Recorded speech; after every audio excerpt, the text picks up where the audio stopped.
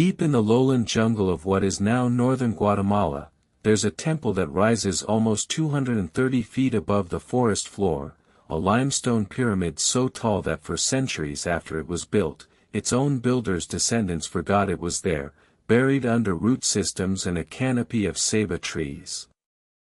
It's called Temple 4, and it stands at the heart of a city named Tikal, which, at its height around the 8th century, may have supported as many as 60 or 70,000 people within its immediate urban core, and perhaps hundreds of thousands more across the farmland and satellite towns that fed it. Tikal was not alone.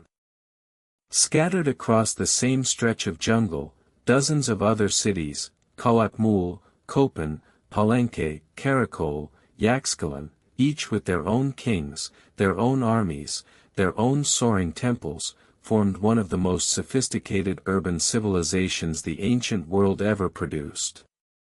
And then, within the span of about a century and a half, nearly all of them emptied out, their temples abandoned mid-use, their kings' dynasties simply stopping, their populations dispersing into the surrounding countryside until the jungle folded back over everything they'd built. Tonight's story is about that emptying, what scholars call the classic Maya collapse, and it's a genuinely strange kind of ending to sit with, because unlike a city sacked by an invading army or a civilization erased in a single catastrophic afternoon, this one unfolded slowly, unevenly, city by city, over generations, in a way that still resists a single tidy explanation. We're going to walk through what we actually know, and be honest about how much of it remains an open question.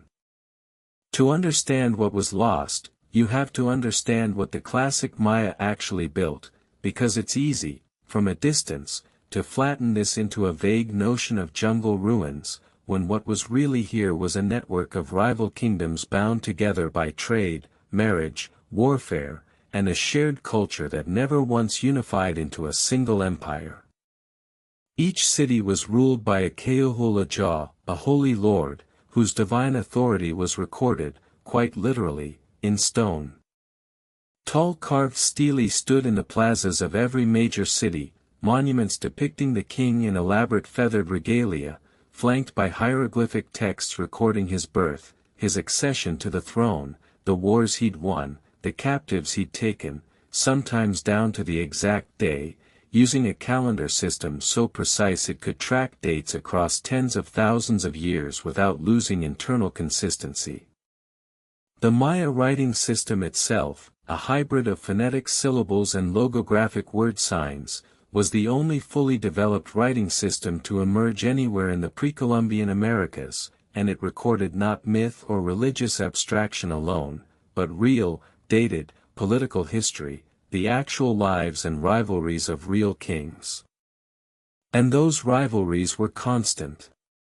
Tikal and Calakmul, the two largest and most powerful of the lowland kingdoms, spent much of the 6th and 7th centuries locked in a long, grinding struggle for dominance over the smaller kingdoms caught between them, a conflict scholars sometimes call the Tikal-Calakmul superpower rivalry, complete with proxy wars fought through allied city-states, strategic marriages designed to secure alliances, and, in the hieroglyphic record, a recurring category of attack the Maya themselves.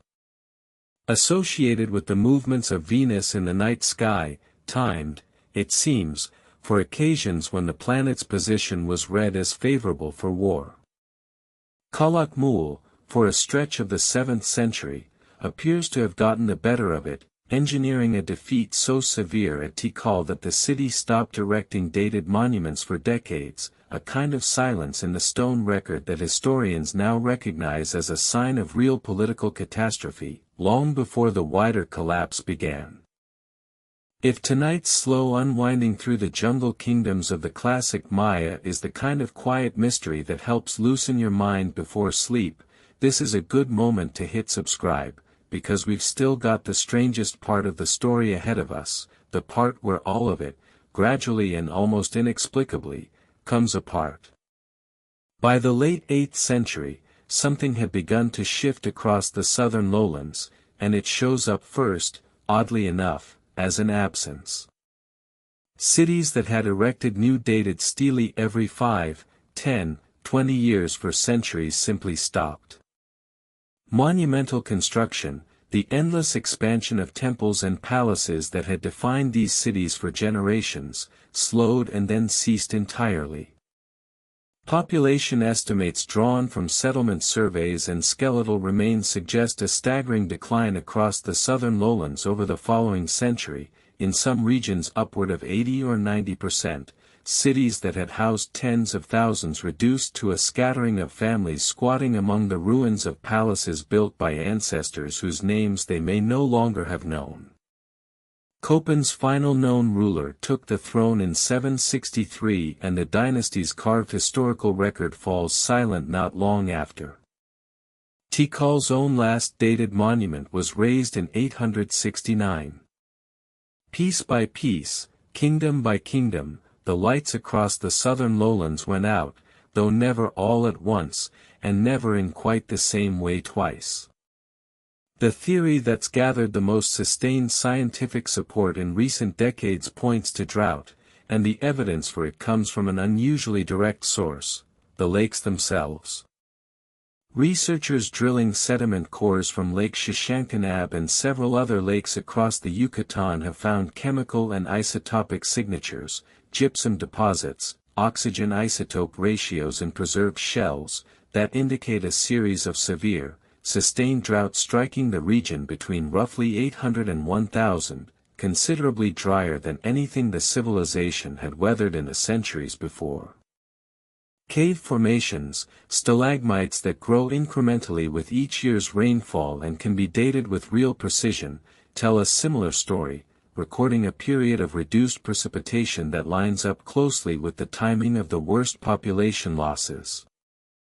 For a civilization entirely dependent on seasonal rainfall to fill its reservoirs, since the porous limestone bedrock of the lowlands allowed few natural rivers or lakes, a run of severe multi-year droughts wouldn't just have been an inconvenience.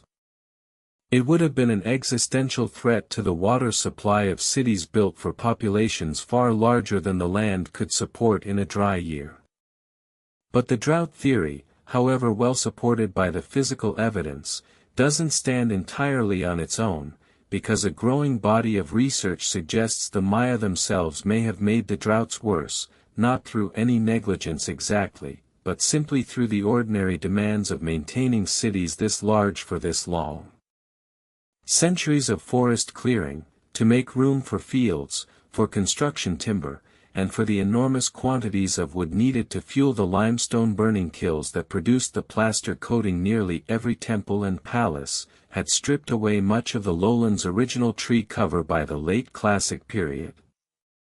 Climate models built to simulate the effect of that deforestation suggest it likely reduced regional rainfall on its own, and evaporation and transpiration from a forest canopy are not decorative details, they're part of the actual mechanism that recycles moisture back into the atmosphere to fall again as rain. A civilization that had spent centuries clearing its own forests to build the cities that made it great may have been quietly undermining the very climate system that made those cities livable in the first place.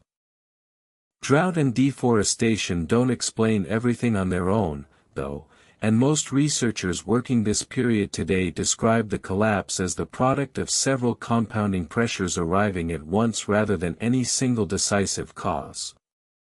Population had grown, across the late Classic centuries, to levels some archaeologists believe pushed right up against the practical limits of what the region's thin tropical soils could sustainably produce, even with the raised fields, terracing, and intensive agricultural techniques the Maya had developed to squeeze more food from difficult land.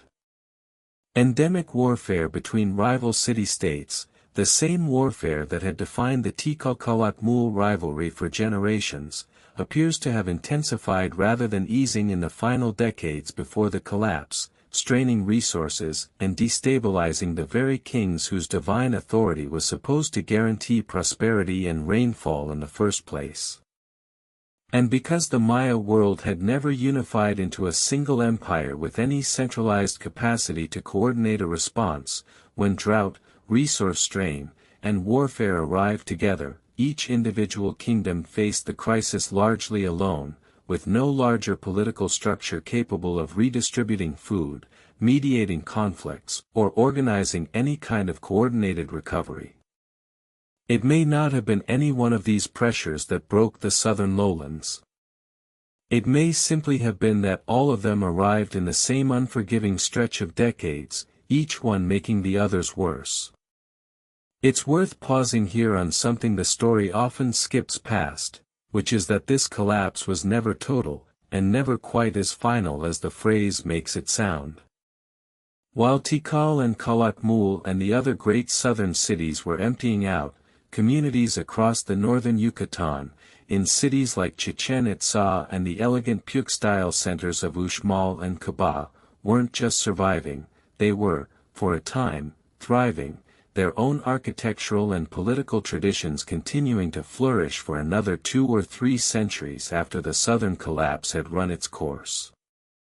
Chichen Itza itself rose to remarkable regional prominence through the 10th and 11th centuries, before its own decline set in and a new capital, Mayapan, took its place as the dominant power in the northern peninsula, at least until Mayapan, too, collapsed amid civil conflict in the mid-15th century, less than a century before Spanish ships appeared off the coast. The classic Maya collapse, in other words, wasn't the end of Maya civilization. It was the end of one particular political and architectural florescence, concentrated in the southern lowlands, that gave way, unevenly and imperfectly, to new centers of power elsewhere, in much the same way empires elsewhere in history have risen in one region as they receded in another. And that distinction matters more than it might seem, because one of the most persistent misconceptions about this story is the idea that the Maya themselves simply vanished, swallowed up along with their cities. They didn't. When Spanish conquistadors arrived in the 16th century, they encountered Maya kingdoms still very much intact in the northern Yucatan and the Guatemalan highlands, kingdoms that in some cases resisted conquest for generations longer than the more famous fall of the Aztec and Inca empires.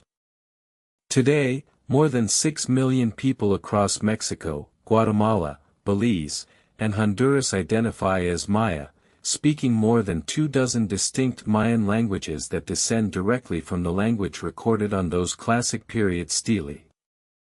The cities emptied. The people did not disappear.